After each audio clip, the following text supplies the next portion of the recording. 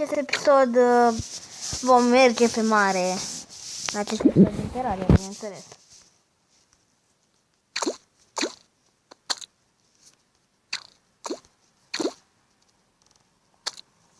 Să nu pierdem timpul.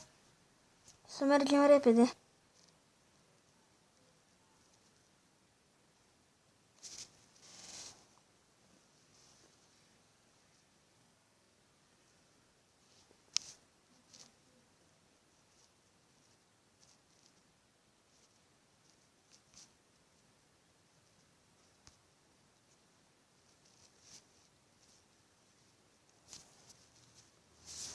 Ei bine, vreți să știți neapărat cum am reușit să merg pe mare, nu-i așa?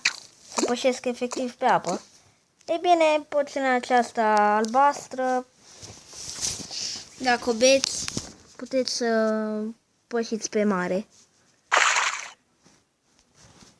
Ups!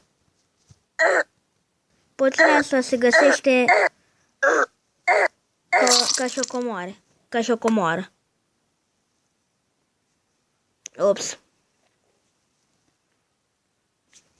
Da, o găsiți sub pământ dacă mergeți foarte adânc. Uitați cât de adânc am săpat eu ca să găsesc poțiuni. Foarte adânc, nu-i așa? Ei bine, sper că v-a plăcut videoclipul de astăzi. La revedere!